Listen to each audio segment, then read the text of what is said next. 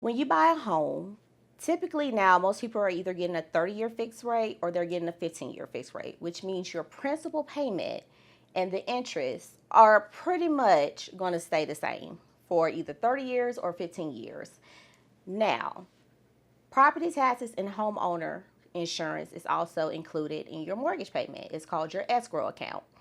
Now, the two controllables, well, let me say the two uncontrollables, are that homeowners insurance can go up.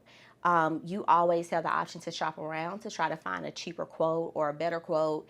I always tell my clients it's best if you can bundle. So if you have a car, if you have a boat, if you have a motorcycle, the more things you have up under that umbrella usually is the better rate that you'll get with that homeowner's insurance company. But insurance can fluctuate. Property taxes are a really big topic right now because a lot of people are starting to feel an increase in their mortgage, and it's not necessarily the homeowner's insurance, it's the property taxes. A lot of counties have actually now started to reassess these properties.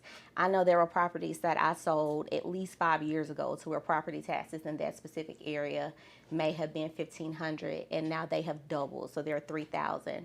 So that is causing mortgage payments to go up, where some people are seeing an increase of anywhere from 100 to 200 or above, depending on where you live and what your home is assessed for. So when it comes to property taxes, I wish I could tell you there was a way to lessen that bill. Really, the only thing you can do if you feel like your assessment is not correct is to go to the county's office and speak with the department that handles the property taxes to see if they will give you a reassessment on value. But typically, that is something that I tell people that you need to plan for in the long run. I think that in the past, it wasn't as big as it is now, just because there are so many areas with different homes and different price ranges being built. And when that comes about, you are seeing an increase in your property taxes.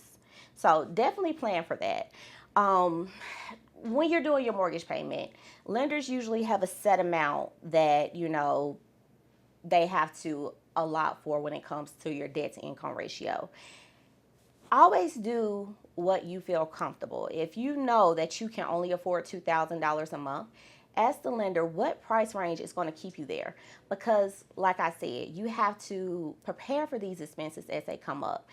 Unfortunately, you can't change your property taxes. The only way to get a cheaper property tax is to sell your current home and to get into something that is going to be of less value.